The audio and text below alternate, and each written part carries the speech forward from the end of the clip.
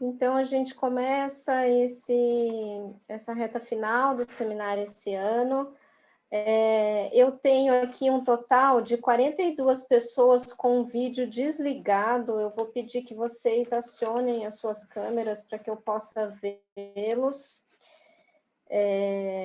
porque de isolamento já basta esse imposto pela pandemia.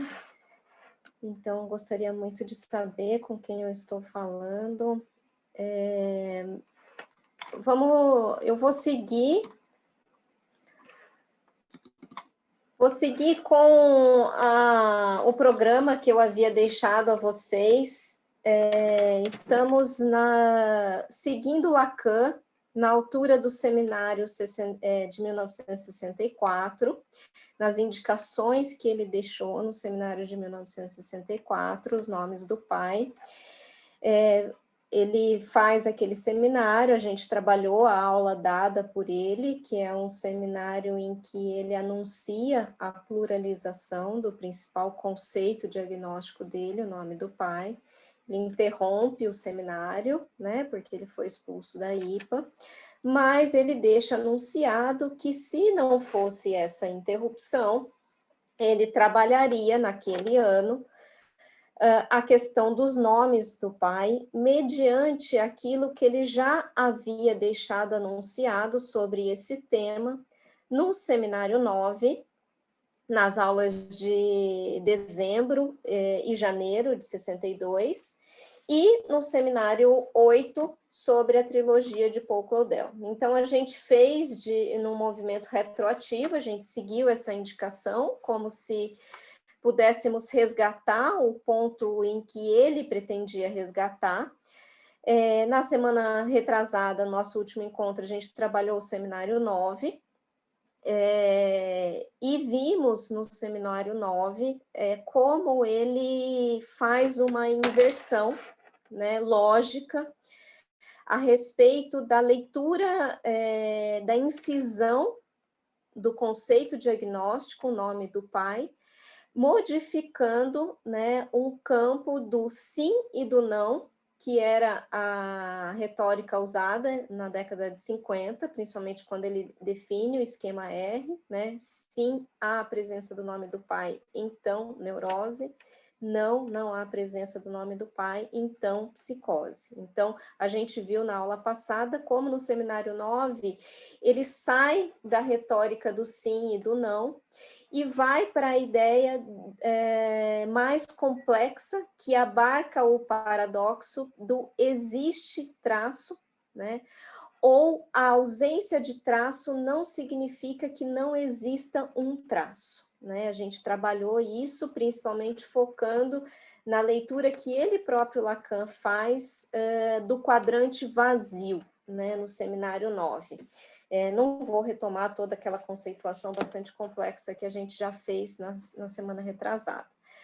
Mas o ponto né, é que ele próprio, Lacan, ao terminar essa conceituação do seminário 9, né, colocando aquele quadrante ausente como aquilo que não é um contradito da presença, né? Ou seja, a ausência de traço não significa para o não, né? E sim significa que há um paradoxo que pode abarcar, né, essa ausência do traço e ainda assim não comprometer a presença desse traço nos outros quadrantes. E ele diz, isso tem a ver com o avanço, né, do que eu trabalhei a respeito do nome do pai, é o próprio Lacan que encerra toda a leitura lógica a respeito do que seria o nome, né, levantando essa problemática sobre o nome do pai. Então, a gente está no movimento retroativo, isso aconteceu no seminário 9, e como ele próprio anunciou, né, ele chega na pluralização dos nomes, por aquilo que ele havia feito no seminário 9, que, por sua vez, se apoia na elaboração que ele próprio havia feito no seminário 8 sobre a trilogia de Paul Claudel. Então, nesse movimento retroativo, a gente chega hoje, né, no seminário 8, e a gente vai ver o que a trilogia, trabalhada por ele, tem a oferecer como base para que ele elabore esses avanços que nós já vimos, né? Porque o que a gente está vendo agora não é o que está por vir, é a base que ele utilizou para chegar aonde chegou, né? Acontece que ele ia desenvolver essa base e esse desenvolvimento foi interrompido.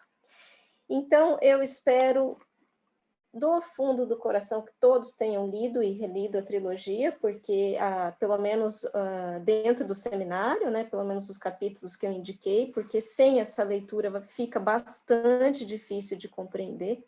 Já é difícil lendo, imagina sem ler, então fica... as coisas ficam muito soltas, mas, de qualquer maneira, eu vou resumir, né, o movimento da trilogia.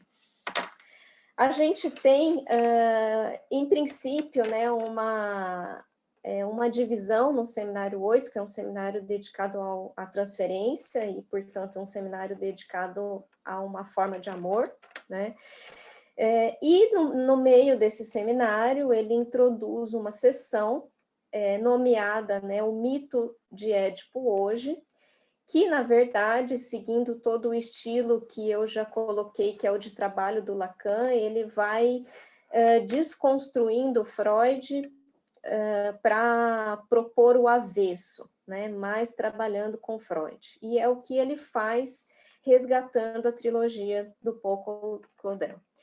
Então, a gente tem 3 tempos, né, dessa trilogia, mas a análise do Lacan vai centrar, né, a respeito do que é uma dinâmica de filiação que vem da heroína, né, a Signe de Confontaine, e a história é rasamente e basicamente a seguinte: a gente tem a heroína da história, a Signe, né? E tem a promessa dela de se casar com o primo, faz uma jura, né? Ela que era uma personagem apresentada como crente, muito devota, portanto, alguém que se responsabiliza teoricamente, né, pelo pacto via palavra, né? Ela que tem como seu confessor, né, o padre Badilon, que é um personagem importante na trama toda, né? O Lacan vai localizar o padre como o motor de toda a tragédia, né? Então não é um personagem lateral, o padre, que ocupa essa posição daquele interlocutor que sustenta a posição honesta de Signe em relação à própria palavra. E temos o personagem malvado da história, né, o Barão de Turlur, que ocupa a posição imaginária do pai, né, vai ser o personagem que não se apaga na trilogia, nas 3 peças, né, nos 3 atos, e esse personagem é aquele que vai, pela posição de exigência dele, vai colocar Signe na Berlinda, né, porque ela vai ter que renunciar à palavra dela, veja bem que ela vai renunciar à palavra dela, e não ao amor, ela renuncia à palavra dela de pacto com o primo, para se casar com o barão, porque caso ela recuse, caso ela diga não, né, quem estará em maus lençóis será o padre, né, figura que para ela é o representante do bem, e pela posição de devota dela, isso fala mais alto, né? Então, o Lacan diz, se há um refém na peça, né, esse refém é o padre, que vai se tornar um instrumento da política. Então, ela aceita, né, a virada, o desenlace disso é que ela aceita se tornar, né, a esposa do barão, que é apresentado como uma espécie de velho tarado, mandão, né? Tem essa dupla entre o velhote e o viril, né? E dessa união, né, tem-se o filho, né, Luz, que vem, então, né, como aquele que é o fruto da união, né, dessa posição de não da Sigrid, porque ela teve que dizer um não àquele pacto inicial. Então, o Luiz vem a ser o filho da união do não com a Canalice, né, do pai, que é do barão. O desenlace da tragédia é que esse primo, em algum momento, ele volta, né, para se vingar. Na mira do tiro está o barão, na mira do tiro do assassinato, dessa cena de desenlace, né, que vai começar a trilogia. O tiro é dirigido ao barão, Signy entra, né, no caminho da bala, diz Lacan, ela se joga entre a bala e o barão, né? Ela morre, então a gente tem o primeiro desfecho trágico, aí ela morre. Fica, né, uma suposta pergunta, uma suposta questão, se ela entra na mira da bala, se ela se joga entre a bala e o barão, porque ela queria salvar o marido e, portanto, ela queria salvar o pai do filho que ela estava esperando. O que, né, é uma hipótese que acaba não se sustentando, e o Lacan vai trabalhar como o suicídio dela, né, a maneira como ela diz não à posição que ela teve que consentir, né? Então, mas a herança, né, o herdeiro dessa cena trágica, desculpa, vai ser o Luiz, né? E aí a gente tem 3 personagens com o sobrenome da filiação, né? Que é a Signe de Confontaine, que vai ser a mãe do Luiz de Confontaine, que por sua vez vai ser o pai da Pensée de Confontaine, e o nosso objetivo hoje é chegar nessa personagem, na Pensée. Não sei se a gente vai conseguir trabalhar com ela, mas provavelmente a gente chega nela. Então, o Luiz, ele é o filho, né, dessa cena trágica. É claro que a figura do pai não era alguém que estivesse interessado em ser pai, ele queria ser aquele que manda ou aquele que obriga, né? Esse filho, então, ele é rejeitado por 2 vezes, como diz o Lacan na página 290, né? Ele é o objeto totalmente rejeitado, totalmente não desejado, né? Porque a própria mãe se mata, para não ter que lidar com o fruto disso que vem, né? E o pai também não está ocupado em ter que lidar com esse resquício do que foi o enlace dele com essa mulher. Então, esse Luiz vai para outras terras, vai ocupar uma outra posição em outro lugar. Enquanto isso, o pai se exerce como esse homem, esse velhote obsceno, um pouco tarado, né, interessado em fazer uma parceria com uma mulher, né, a Cício, e provavelmente não é a melhor pronúncia para ela, mas vamos trabalhar com a sonoridade que a gente consegue aqui, justamente porque tem algumas incidências no nome que o Lacan vai trabalhar. Essa mulher, como o Lacan descreve, observem bem, essa mulher a quem o pai se alia não é a mãe, não é a esposa do pai. Essa mulher é uma mulher para ser um objeto, mulher. Até porque o pai da própria Cício é ele próprio uma espécie de duplo do barão. É ele próprio a figura que vai fazer um acordo para que os bens do barão fiquem em posse dele, né? Então, a gente tem aí duas figuras de pais que, na verdade, não tem nada de paternal na cena, né? Essa mulher que o Lacan insiste é uma amante, e é como amante que ela figura, né? É como objeto que ela figura.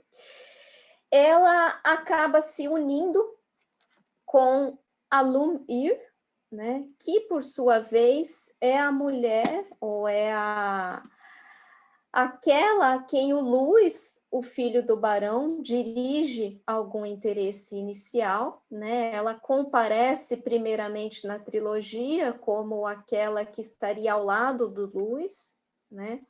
Essas duas mulheres, então, elas acabam tramando o assassinato do barão, de tal maneira que as mãos delas fiquem limpas e quem suja a mão é o próprio filho, o Luiz, né? Então elas enredam uma cena para que ele se torne o assassino do pai, né? Sob o argumento de que era preciso vingar esse pai, se vingar, né? Por esse pai tão horrendo.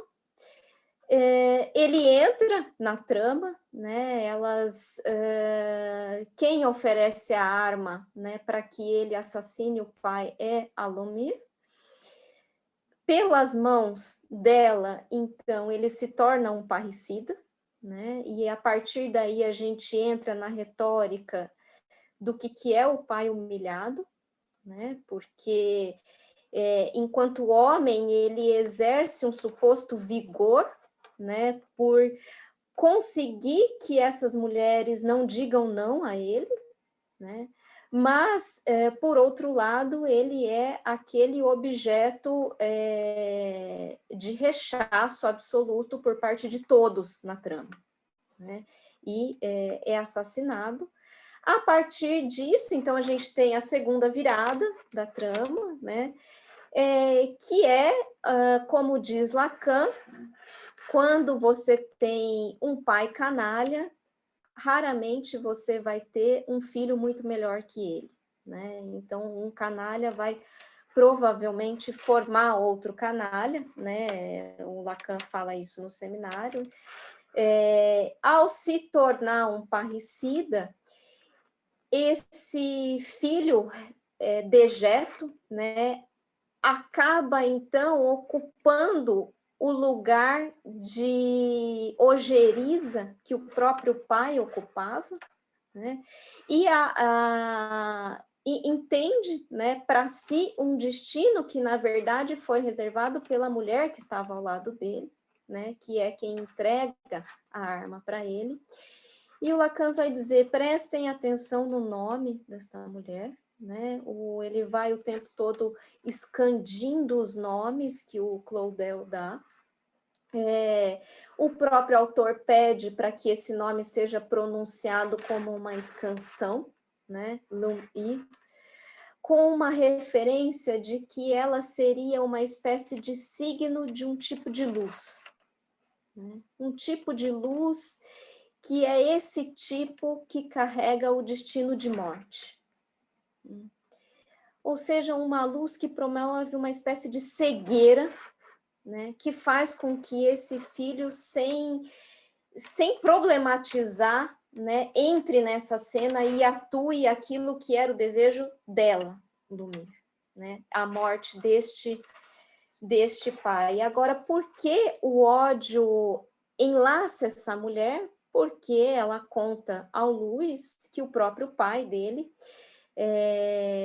estava arrastando asa para cima dela e que queria ela como mulher.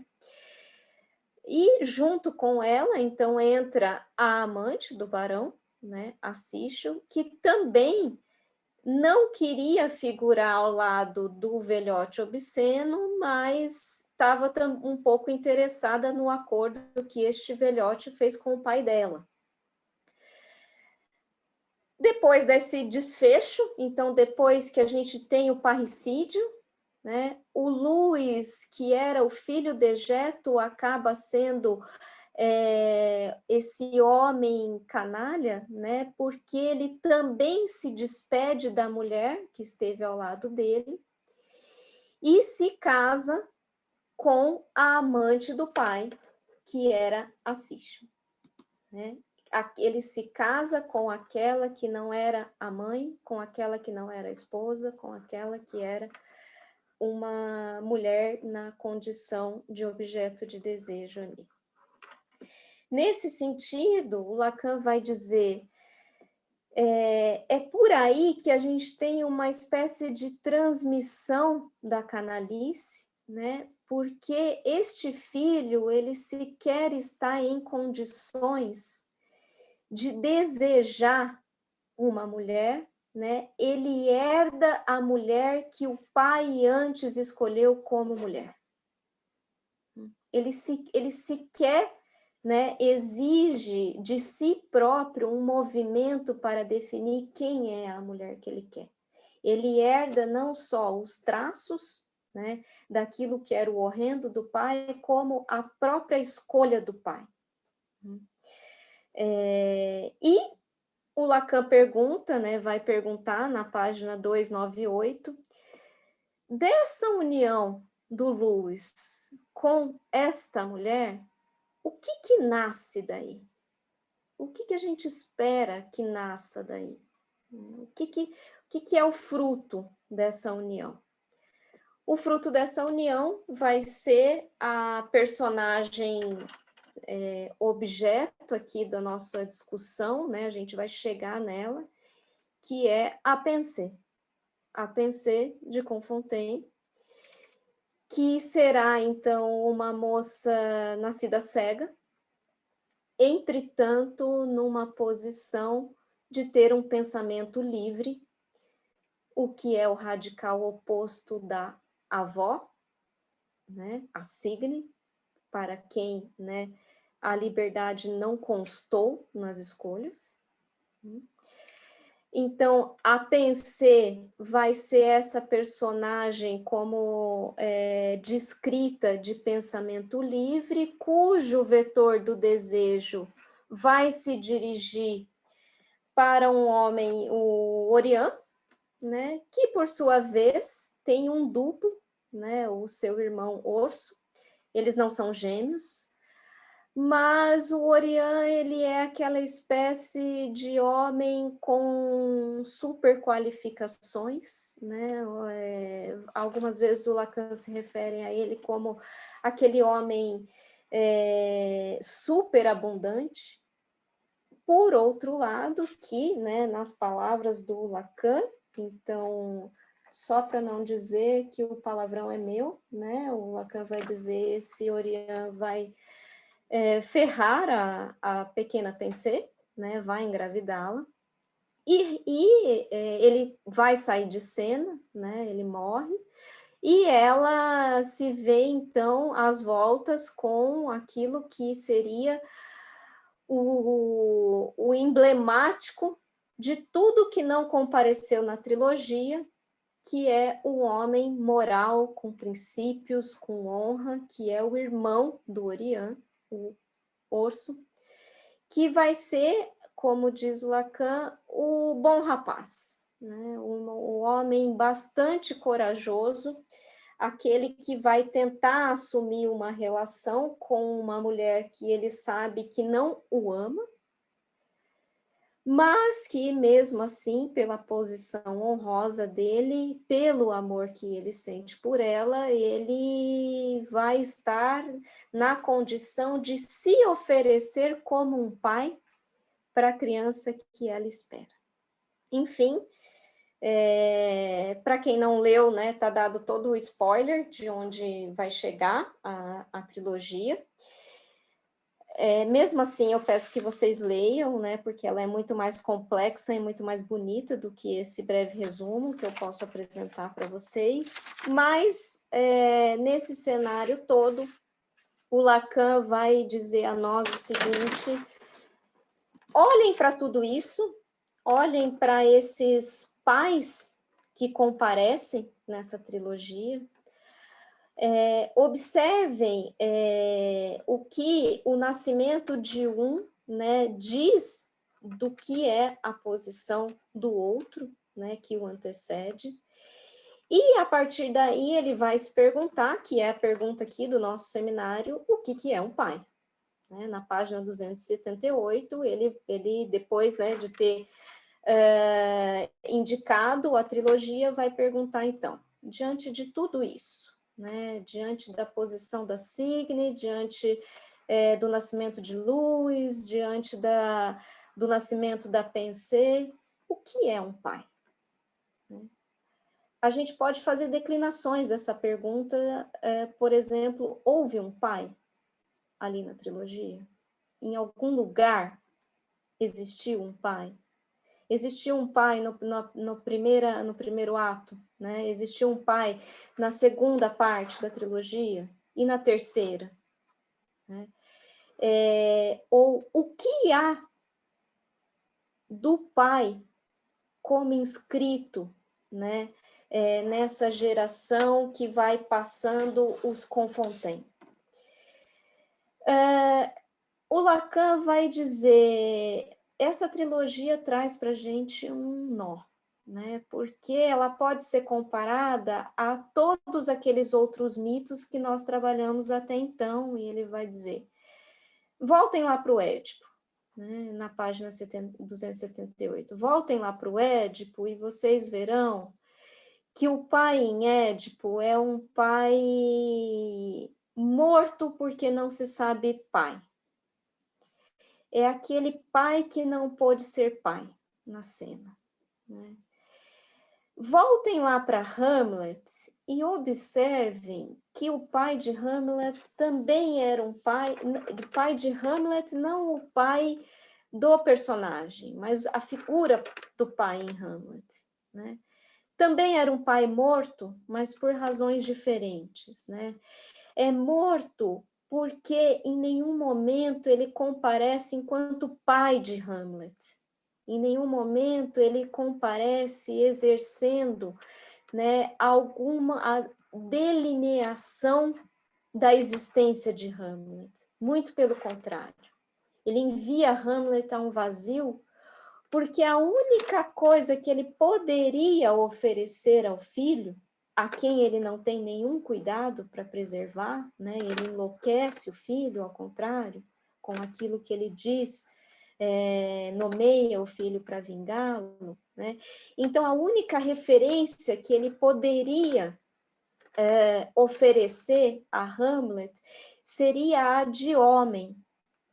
E essa referência, né, acaba fracassando quando Hamlet percebe que ele próprio, o pai, não sustenta diante da mãe dele, a mulher, né, uma posição viril, porque ele sabe exatamente que o desejo desta mulher é irrefreável e ele não está em posição de condenar isso. Pelo contrário, ele absolve a mãe e quer uma vingança diante do objeto de desejo da mãe. Então, fracassa também para Hamlet a suposição de virilidade e o que resta a ele da figura do pai? Resta forjar um ideal de homem. Né? Resta forjar que o Cláudio não chegava aos pés dos atributos nobres do rei, pai dele. Né?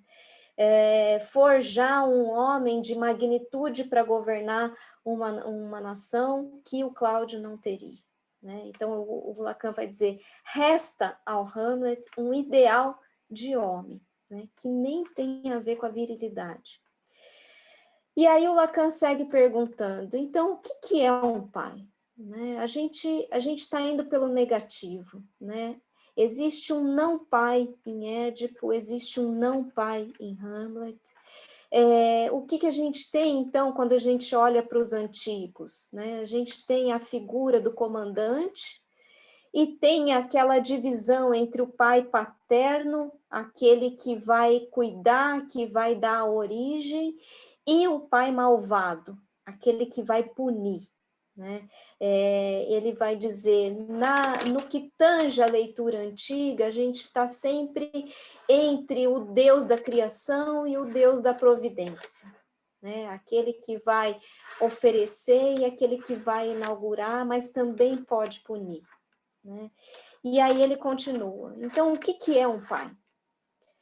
Olhem para os judeus, que a gente já viu, né? Ao ponto em que a gente trabalhou bastante. E ele se pergunta, faltou a nós indicar em que ponto o Deus dos judeus tornou-se um pai? Esse é um ponto enigmático, né? Eles tinham um comandante, Moisés, né? Em que ponto é possível falar do paterno no judaísmo, uma religião e um povo que se orgulha pela sua ascendência materna? É um equívoco muito precipitado olhar e dizer que há um pai, né? Ele pergunta, ele joga a pergunta, né? Na página 278 também, né? Quando o Deus dos judeus se tornou um pai? E é aí, então, que ele vai observando que tudo aquilo que a gente foi falar sobre o pai até agora, né, no máximo vai configurar, e aí ele segue, né, com Freud, aquilo que é a versão imaginária de um pai, né? E ele vai dizer, faz parecer a nós, né, Freud faz parecer a nós, que o pai é o Barão Toussaint de Louverture, né? Na página 279, se vocês me acompanharem aqui, ele vai dizer o seguinte: e também o pai que mais se vê, o pai numa estatura que confina com uma espécie de obscenidade. O pai, desculpa, eu li a frase errada. O pai numa estatura que, propriamente falando, impudente, o pai a propósito do qual não podemos deixar de notar, precisamente, alguns ecos da forma pela qual, no horizonte, o mito de Freud o faz aparecer para nós. O pai é realmente ali Toussaint Louverture, cujo drama e cujo assassinato vai constituir não somente o pivô, mas o objeto propriamente falando da peça central, né? O pão duro. Ele está dizendo, com Freud, chegamos a uma concepção de pai muito próxima do Barão, né? E aí ele se pergunta, a gente sabe que não é só isso, né? Além da figura do Barão, ele faz a gente notar que existe na própria trama clodeliana a figura do padre, né? A quem existe uma posição, né, de muito mais de garantia da lei do que a posição do barão. Ele vai dizer, o padre, junto com o Turilur, faz a dupla do que seria, na suposição de Claudel, o pai humilhado. Por quê? Né? Porque nem a posição do barão é sustentada em seu semblante de virilidade, porque as mulheres que não conseguem dizer não a ele são aquelas que o leva à morte, e nem o padre consegue sustentar a sua posição de lei, porque ele se torna um instrumento de retórica da política. Ele é um refém a quem a palavra é devotada a ele, mas que ele próprio não vale nada. Ele é um instrumento de reconstituição de uma moral que se sabe fracassada, mas é um instrumento de um discurso da polis, né? Ele está dizendo, observem, né? É como se ele falasse, esse padre é mais ou menos a Bíblia do Donald Trump, quando ele, né, passa vai correr o risco, né, de transmitir, de pegar um vírus só para ir tirar uma foto com a Bíblia na mão na frente da igreja, né? Então, o Lacan diz, dá para supor que esse é o pai morto? Dá para supor que essa figura, que é um refém, é aí que está a posição daquilo que é morto, mas é por isso potente, né? Então, a figura do pai humilhado, ela é dividida entre o barão e o padre, e é pela posição da Signe que ele vai tentar decifrar, né, o que é o pai. Como ele vai descrever a Signe? Qual é a análise que o Lacan faz sobre essa mulher? Na página 294, ele vai dizer, observem que a gente poderia caracterizar a Signe como a mulher que sofre de uma loucura religiosa. Aquela que é uma crente e em nome do pacto que ela tem de devoção à palavra que ela empenha, ela vai dizer não ao primo e vai consentir com o casamento e, por sua vez, vai dizer não à sua posição de mãe de Luiz e vai dizer não também a esse casamento com o seu suicídio. Então, o Lacan vai resumir a posição da Signe como aquela que é a sustentação do não. Ela é a recusa em forma de subjetividade. Na página 273, ele vai dizer o seguinte, a tudo isso, a toda essa trama, a mártir apenas responde, até onde se extinguir por um não. Né? Ali, um pouquinho adiante, ele vai reforçar. A imagem de Signe de Confontaine diz, não. E, por fim, na página 289, né, ele finaliza o que é a posição dessa mulher.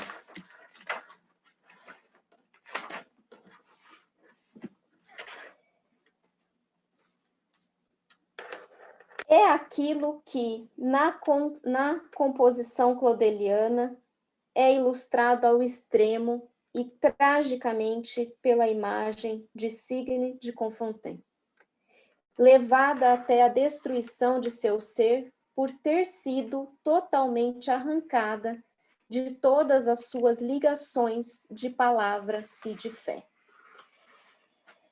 A pergunta do Lacan é, existe um ponto problemático na análise dessa mulher, que é o fato dela ser reconhecida como alguém que goza da injustiça que foi cometida sobre ela. É como se ela gozasse de dizer não. E ele vai dizer, isso diferencia essa heroína, né? É como se o dizer não dela fosse realmente uma escolha, né? Como se ela gozasse do horror que foi imposto a ela, né? Está na página 296. É certo que é uma heroína que paga com o ser, mas é obscuro que isso é um tipo de escolha dela. Né? E aí, a pergunta que ele faz é, haverá alguma marca do sacrifício de Signe na neta dela, a Pensée? Aquela que vem como filha do filho que a mãe Signe recusou? A Pensée vai herdar, né, algum traço de destino dessa avó, cuja posição subjetiva é de recusa? Essa é a pergunta que o Lacan deixa. Por outro lado, ele faz observar, né, o quanto Claudel vai introduzir na personagem de Signe uma deficiência tipográfica, né? Ele introduz um acento circunflexo lá onde a língua francesa não admitia previamente, o que deu um grande trabalho aos tipógrafos, né? Não obstante, ele faz esse trocadilho, né, de signe com signo, né, do I pelo Y, né? Então ela é aquilo que o signo é o próprio nome, né? O Lacan fala que foi o nome dessa personagem que fez ele se interessar pela trilogia, porque, no mínimo, ele vai dizer o seguinte, né? Signe é o signo daquilo que falta. Ela é o signo de um significante faltoso. Tanto é que a tipografia nem permitiria escrever o nome dela. Dessa posição, né, o Lacan vai para a posição do Louis, que é o filho, né, totalmente abjeto de um pai que não consegue em nenhum momento ser situado como pai, a não ser na sua posição de obscenidade mandante, como seria supostamente a do pai da horda primitiva, né? Aquele que é pai por gozar das mulheres. E o Lacan pergunta, isso é um pai? É aí que a gente localiza a função do pai, porque é aí que a psicanálise tem localizado a função do pai.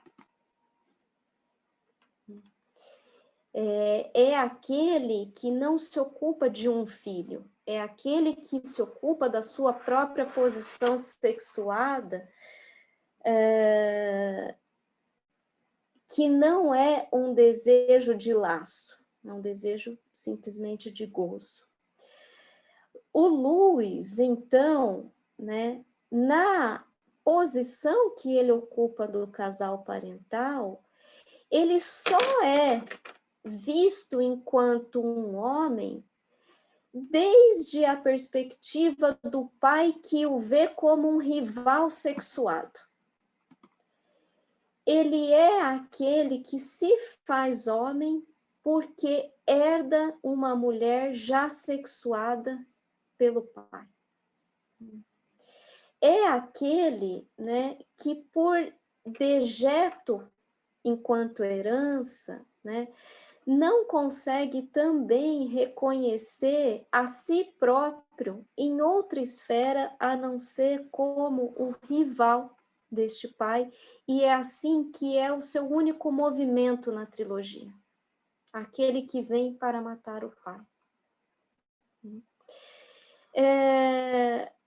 O Lacan, então, ele vai começar, né, a partir da posição do Louis, que é uma posição de semblante daquilo que seria um filho, né, semblante de uma posição de homem que herda uma sexualidade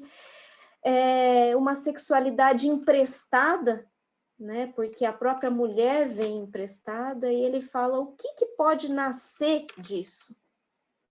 O que pode nascer deste que é o filho do não com a canalice? Deste que é o filho do não com o obsceno? Deste que é o fruto da pura recusa com a pura obscenidade do pai? E, para a nossa surpresa, né, nasce Pensée, que pela descrição claudeliana, o Lacan vai se fixar, né, como a personagem-chave da trilogia, porque ele vai procurar o ponto de herança do não herdado da avó. E existe uma tendência da psicanálise em significar a posição daquele que vem das gerações pelas gerações passadas, né? Então ele pergunta em que ponto o sacrifício da avó incide sobre ela. Em que ponto essa posição dejeta do filho Luís incide como pai sobre a Pensée? E o fato é que a gente tem uma incógnita muito grande, porque a Pensée, para a surpresa de todos, é uma mulher que tem um desejo vetorizado, reto e de livre pensar. Como pode o fruto dessas gerações de não pais dar um sujeito instaurado numa posição de desejo e de pensamento livre?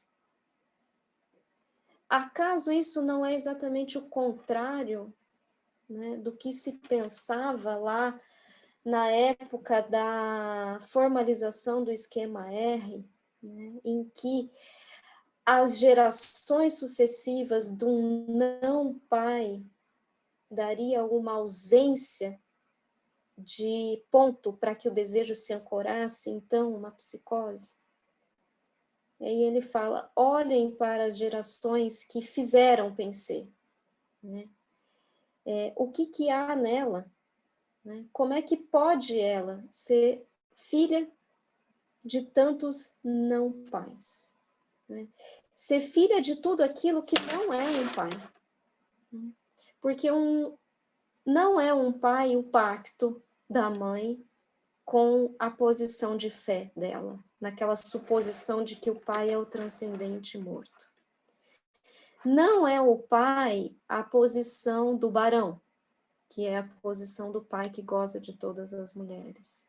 Não é um pai a posição do pai dela, Pensée, que é aquele que foi rejeitado e só existe enquanto rival de um outro homem. Portanto, só existe numa ordenação imaginária.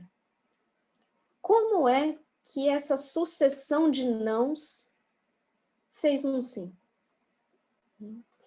Como é que ela, mesmo vindo cega, né, porque esse é o atributo da personagem, ela é cega da visão, mas é uma vidente da própria posição de desejo que é sustentada para o Orião. É tanto sustentada para o Orião que quando ela engravida, né, e ele desaparece da cena, né, ele também é um outro que se torna morto de toda a qualidade a supostamente ser esperada de um homem, né? Ela também é uma mulher que engravida de um homem que não é localizado como homem, como todos da tragédia. Ainda assim, né, a posição do irmão, o Orso, que é, como diz o Lacan, o mensageiro, vem sustentar que ela pode, se ela quiser, ela pode se apoiar nessa imagem de tudo que a trilogia não ofereceu até ali, da honra, da dignidade, porque, acima de tudo, está uma oferta dele para que a criança que ela Pensée espera tenha um pai. Veja que ela pode se apoiar, mas a questão é, ela precisa se apoiar, já que ela está apoiada na sua própria posição de desejo, já que ela tem, né, enquanto nome, a sustentação do pensamento livre. E é aí que o Lacan vai destacar que o nome dessa personagem não é uma questão de significação. Não é um nome que remete ao sacrifício da avó, né? Não é um nome que carrega a marca dessa herança de tragédia, porque a tragédia, enquanto marca, está na posição de cega dela. Ela vem cega ao mundo para não ter que ver o mundo que a fez. E é justamente por isso que ela é a única que enxerga. É porque ela é cega a tudo que a antecede, é que ela pode ser a única a poder exercer uma visão de acordo com a liberdade do que é o pensamento. Penser, vai dizer o Lacan, é um nome, né, da própria subjetividade dessa moça. É um nome que não vai referir a uma filiação, né? Vai referir àquilo que ela exerce enquanto tal. E para isso, vocês podem procurar aonde está o Pai. Procurem e não vão achar. Então, o que é um pai? Se há sujeitos que podem se valer de um nome que o sustentem enquanto um sujeito de desejo e ainda assim podem dispensar a função do pai. É exatamente essa a questão que o Lacan vai retomar com o caso Joyce. Aquele que dispensa o pai e ainda assim vale-se do nome, vale-se de algo que faz a função de.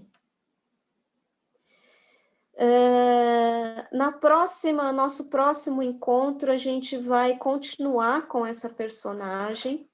Eu gostaria que vocês já antecipassem a leitura novamente do esquema R, né, aquele texto de uma questão preliminar a todo tratamento possível da psicose, que está no seminário, que está nos escritos, particularmente, né, eu espero que vocês já tenham lido esse texto, mas se detenham particularmente na nota de rodapé, acrescentada em 1966, que é o que o Lacan vai fazer com tudo isso que ele elabora. Então, a gente estava num percurso retroativo, de 64, que é o seminário 11, a gente voltou para o seminário 9, e aqui estamos no seminário 8. Então, ele diz que em 64 ele voltaria para tudo isso, né? A gente volta para tudo isso e vai ir em direção ao ponto posterior, que é o que ele introduz no esquema R, que não estava até então, a partir de todas essas elaborações, que tem a ver com o corte, que vai separar imaginário e simbólico. Não digo que a gente vai trabalhar essa nota de rodapé na próxima, mas que vocês já tenham no horizonte de leitura que vai ser necessário. Então, para a próxima, a gente continua na trilogia e a gente vai trabalhar mais especificamente em cima dessa personagem, a Pensée, para construir as possibilidades de entrada aos 3 seminários finais que concretizam a pluralização do nome, que é o seminário Le Nom du Père, RSI, e o Sintoma, que provavelmente não conseguiremos ver até o final do ano, mas a gente finaliza no início do ano que vem. Tá? Então, essa é a direção para onde a gente vai. Fica aqui anunciada, com essa personagem Pensée, algo um pouco mais imaginariamente palatável para lidar com aquela lógica nova introduzida pelo Lacan a respeito da ausência de traço, né? Tudo aquilo que a gente viu na semana retrasada, o que a ausência de um traço não contradiz a presença do traço num outro registro, é isso que está em jogo quando se olha na trilogia. Na trilogia, a gente não recolhe um traço de pai. A gente recolhe a ausência. E essa ausência, ela não é impeditiva, né, do nascimento de um sujeito, como pensei. Ou seja, aquilo que era uma lógica dura dos quadrantes, do traço, da substituição do sim pelo não, pela problemática do aquilo que não existe e aquilo que não é uma contradição do que existe, né? Toda a elaboração do universal e do particular feita pelos traços na semana retrasada, aqui a gente consegue entender como que o Lacan chegou lá. É por aqui, é pela pensée, que é não só ela, mas a trilogia toda mostra a função desse quadrante vazio. Por isso Lacan vai dizer, aí sim é uma trilogia que fala sobre o pai. Ao contrário do que Freud pensava e do que ele próprio, Lacan, pensava, não é necessário que o pai seja uma presença, nem em persona imaginária, nem exatamente enquanto presença de um traço. Enfim, é isso. Gostaria de ouvir as perguntas. Conseguiram acompanhar? Daniele. Oi. Oi, Maurício. Pronto, já te localizei. Então, tá legal. Olha, bom, não sei se eu vou estar fugindo um pouco disso que foi o que você chamou a atenção agora do principal, enfim, dessa questão da ausência, mas em relação a essa personagem, eu fiquei em dúvida qual era o desejo dela. E pensei isso até porque na medida em que ela não amava esse homem com quem ela vai ficar o urso, enfim, é isso. Você leu o capítulo, Maurício, o Desejo de Pensée, que é o capítulo 21? Sim, mas então, eu não entendi. Mas o que você entendeu do desejo dela? Então, eu fui ouvindo você falar, na verdade eu me confundi, porque você falou da criança ter um pai, seria isso? Não, a posição de oferta do urso é essa, né? E ela? Junto ao lado dela, né? Junto ao lado dela, Sim. né? Mas tem a posição dela na trama. Como é que você entendeu o capítulo, o desejo de Pensée? Porque é um capítulo que o Lacan fala só sobre o desejo dela. Então, eu não entendi, Daniel. Então, é por isso que ela é justamente o tema da nossa próxima, né? A gente chega nela, né? Mas o Lacan, ele não é tão enigmático no capítulo, né? Porque ele vai colocar ela como a personagem, né, que encarna, né, algo do desejo, e ele vai dizer, ela anuncia esse desejo como um desejo de justiça, né?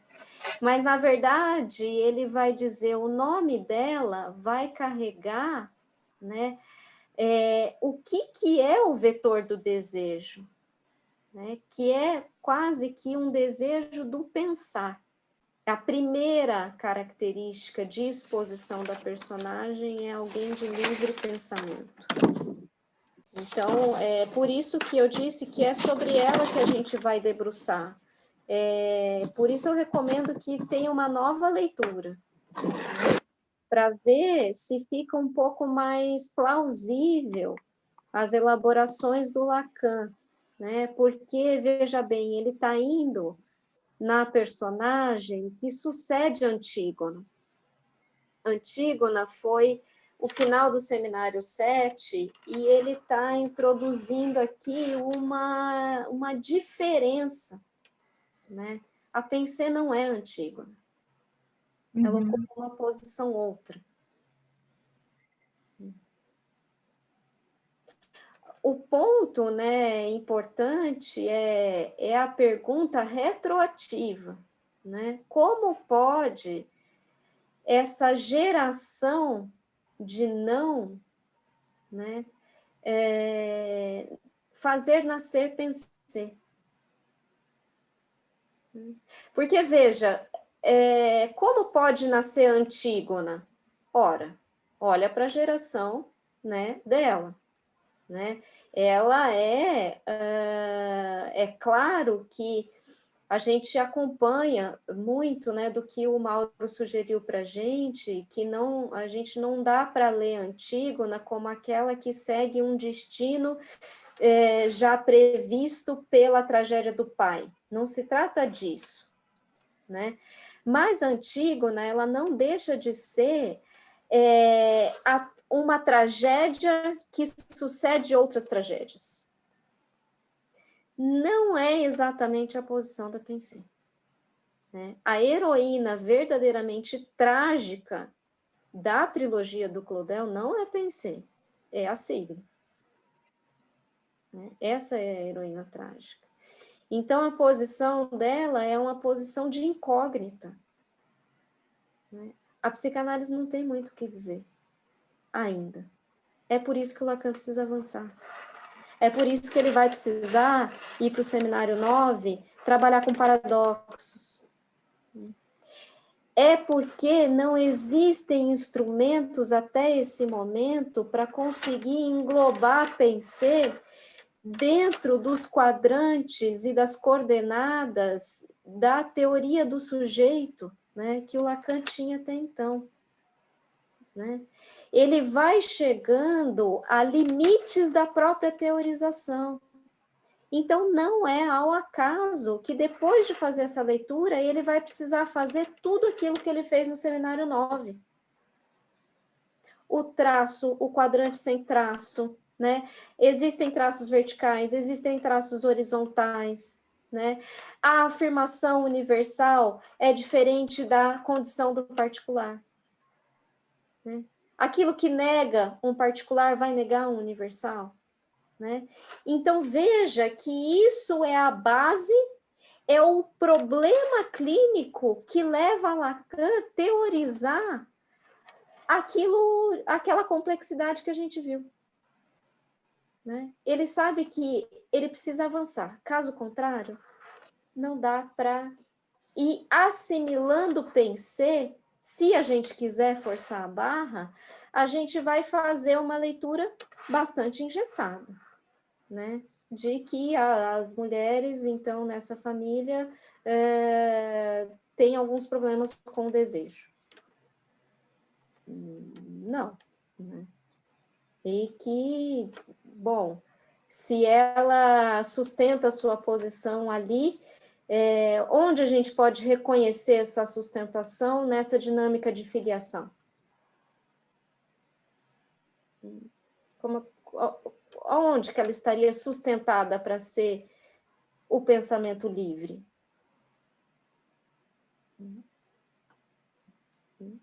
Na avó? Na avó, que era a prisão de tudo. O contrário, né, da avó, o contrário da avó. Mas tem alguma referência, né? Tem alguma referência, né, de que essa existência, né, eu vou ser o contrário daquilo que veio. E tem alguma referência significante a isso? A gente não acha, né? A gente não acha referência na trilogia, como a gente acha, por exemplo, em Édipo, né? Então, sim, essa pode ser, né? Talvez seria a leitura mais básica, mais simplícita. Ela é o contrário da avó. Olha, não diz tudo da posição dela, né? Bem estranho que, dentro de tudo que foi exposto a respeito da posição da geração que a antecede, alguém consiga vir com tamanha sustentação de desejo. Em geral, as pessoas vêm bem prejudicadas, né? bem atrapalhadas quanto ao seu próprio campo de vetorização da sexualidade, da sustentação do desejo, da sustentação do pensamento, né? A gente pode até teorizar isso, que ela é o contrário da avó, mas, em geral, esse contrário da avó, eu serei tudo aquilo que a minha avó não foi, acaba levando o sujeito a muitos embaraços, né? Acaba levando o sujeito muito mais a tropeços e a aprisionamentos do que a liberdade de pensamento. É claro que tem uma continuidade, né? O Lacan, ele vai continuar, né? Vai absorver a personagem enquanto aquilo que vai dizer alguma coisa sobre um questionamento do que é o mito para a psicanálise, né? Que é o capítulo seguinte. Por isso eu estou dizendo para que vocês leiam, né? Porque aí dá para ver o quanto Lacan ele vai levantando a personagem enquanto enigma, não enquanto explicação. Legal, obrigado. Daniela. Oi, Rosângela. Oi.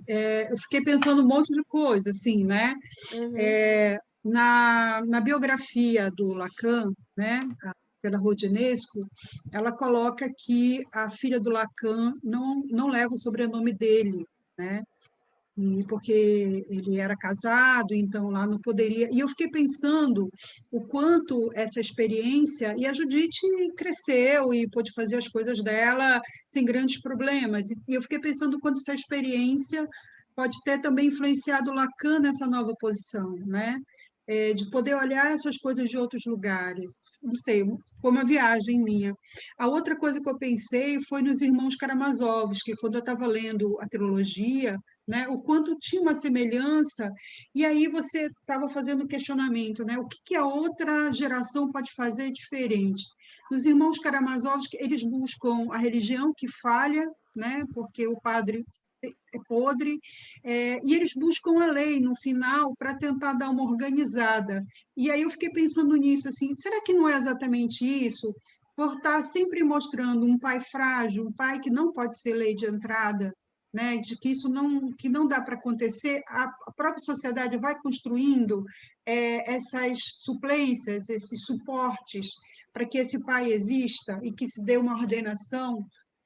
Não sei se isso tem alguma relação, se você poderia falar sobre isso. Então, Rosângela, eu acho que a primeira questão, né, a respeito da posição do Lacan, tem um livro que eu acho mais...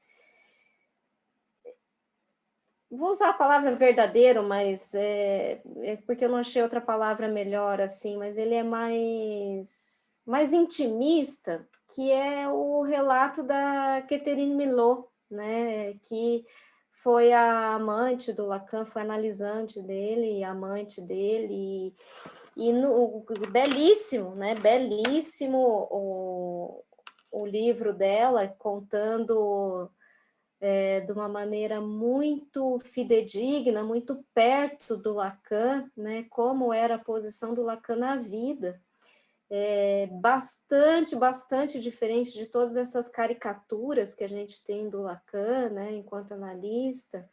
E uma das passagens mais tocantes do livro é quando uma das filhas, ele recebe a notícia da morte de uma das filhas, né, que morre atropelada, se eu não estou enganada.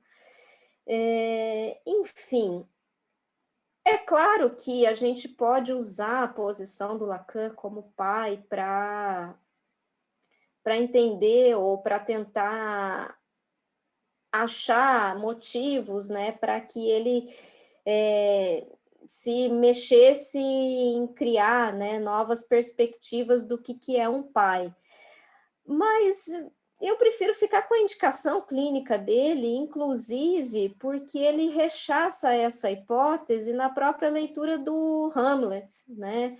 Uma das leituras mais comuns que tem do Hamlet é que Hamlet foi escrito pouco depois da morte do pai do Shakespeare, né? E muitos, né, apostam que a trama é uma espécie de tentativa de elaboração do luto do autor, né, desse pai.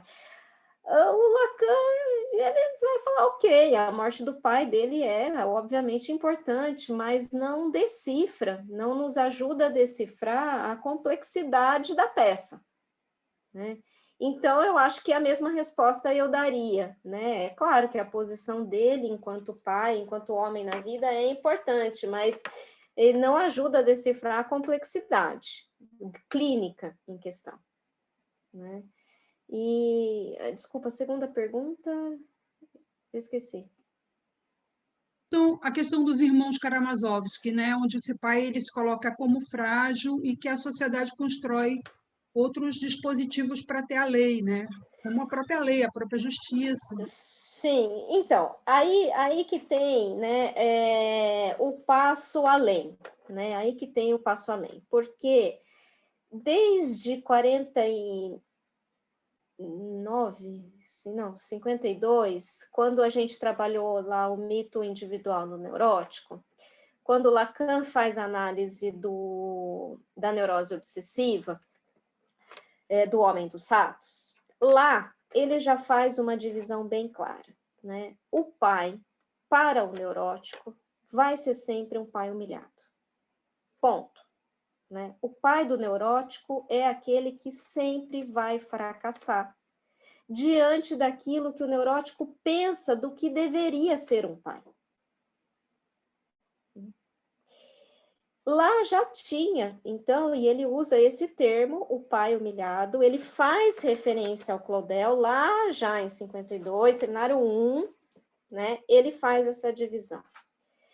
Ocorre que essa divisão, ela não nos oferece o pai imaginário e o pai simbólico, o que uma leitura apressada faz. Ela nos oferece duas versões do pai imaginário.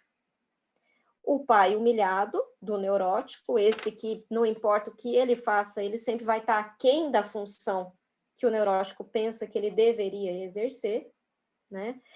Mesmo aquele pai que sustenta toda a família, mesmo aquele pai que é o pilar da honra, mesmo aquele pai que é o amor e a correção ao mesmo tempo, mesmo este pai, ele vai estar sempre aquém do que se supõe que deveria ser um pai. E a questão é que essa suposição daquilo que deveria ser um pai também é uma versão imaginária do pai. Não é que o pai humilhado é uma versão imaginária e o pai simbólico é uma versão mais bem acabada do pai. Não. Né? Isso que se supõe do que deveria ser um pai também é um pai imaginário. Questão. O Lacan vai se apoiar no estruturalismo, ele vai dizer o que é um pai lá na década de 50, né, não tem nada a ver com essas duas versões do pai, tem a ver com essa inscrição significante, né, cuja presença vai ordenar o campo do desejo, e daí o sujeito se estrutura nessa ordenação segundo a sua própria neurose, e cuja ausência faz com que não haja ordenação do campo do desejo, então a assíntota aberta ao infinito, né? Num escorregão, abre-se a curva delirante, né? Não há ordenação. Aonde a gente chegou até agora? Ele está questionando a lógica da presença e da ausência desse significante. Né? E foi aí que a gente foi, ele fala, eu preciso de uma teoria que não seja tão simplista, não seja sim ou não, né? Uma teoria que me faça pensar a presença de paradoxos, né? Por isso que a gente não consegue ler a Pensée por uma via, eu sou o contrário da avó, porque ela é muito simplista, né? É um paradoxo que está posto. Né? Assim como é o paradoxo dos quadrângulos, que a gente viu no seminário 9, e que ele diz, a ausência não é, né, o oposto da presença. Né? E é isso que a Pensée vem a colocar. Por quê? Porque ele chega naquela elaboração a partir dessa análise. É essa análise que antecede, né? Então, para responder a sua pergunta, né? A cultura, a sociedade, ela vem oferecer esse lugar daquilo que falta? Ok, vem. A gente sabe que é óbvio, né? A realidade existe, né?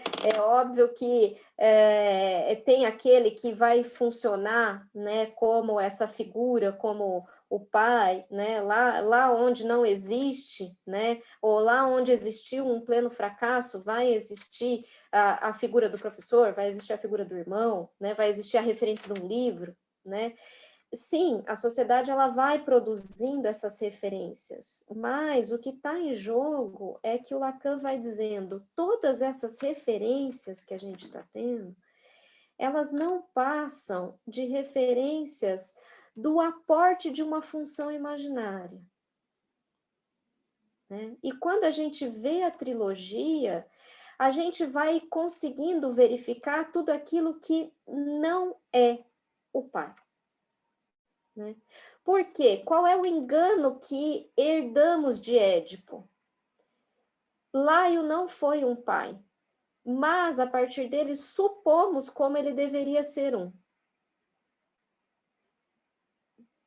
Né? Hamlet teve um pai?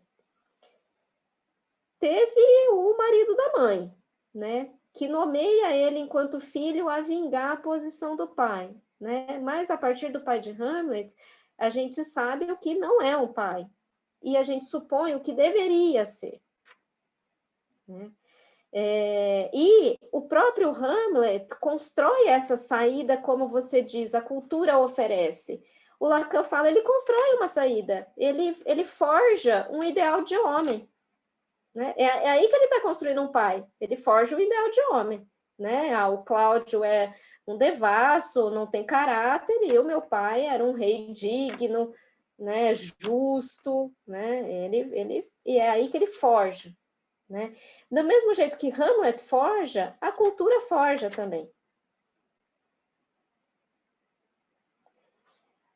Que seja isto forjado a sustentar a posição do desejo, daí não.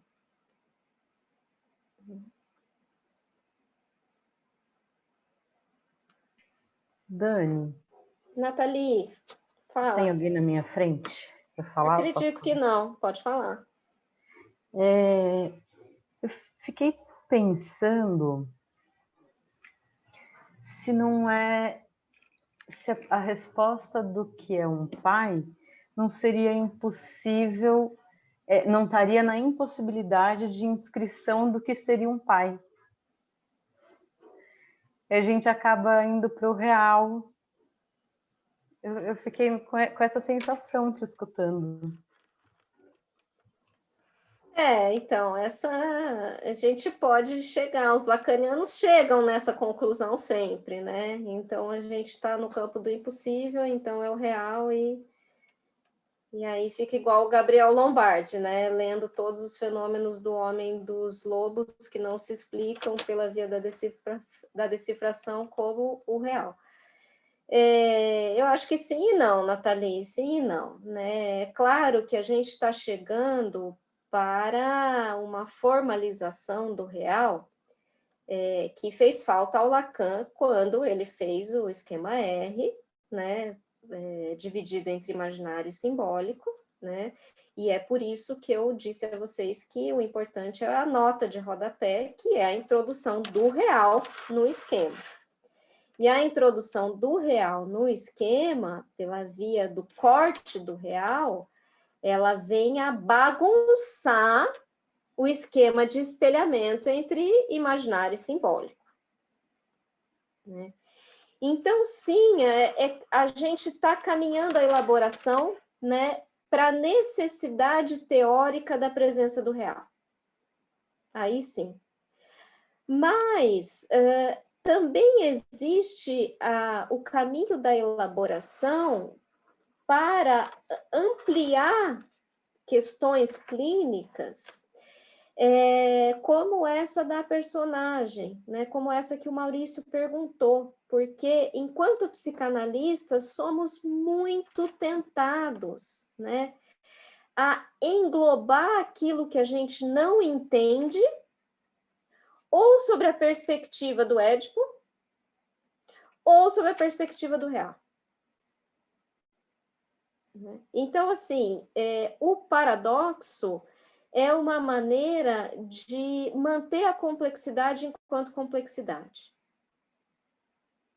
É entender que pode ser que uma parte seja decifrável via edipiana, né? E pode ser que uma parte seja o signo de um paradoxo que até então não temos elementos clínicos para manejar, né? É por isso que ele está fazendo tudo isso para dizer alguma coisa diferente sobre a função do nome. Ele não está fazendo tudo isso para dizer que então Édipo é o pé inchado e que daí o nome significa isso.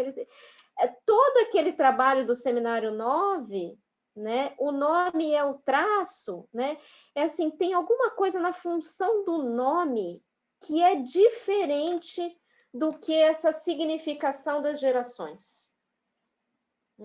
E que pode nos ser útil para ler certas complexidades clínicas. Né? Então, eu acho que é por isso que a trilogia ela é tão decisiva, né? Mas eu concordo para você que ele está, obviamente, preparando o terreno, né, para a entrada do real. Obrigada. Mais uma pergunta? Dani. Oi, fala, Vini.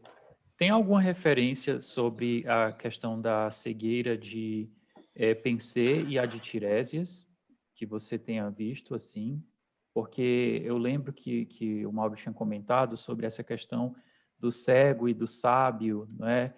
Do que enxerga, e eu gostei muito quando você falou que ela não via, no caso, o mundo que a trouxe, digamos assim, mas a única que enxergava. Uhum.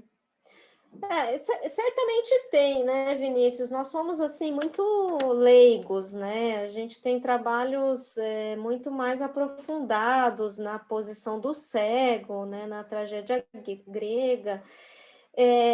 Na verdade, o que faz com que a gente se debruce sobre a Pensée, né, é que o Lacan ele confere um lugar diferente para a cegueira dela, né? Se a signe era aquilo, era o signo do significante que falta, né?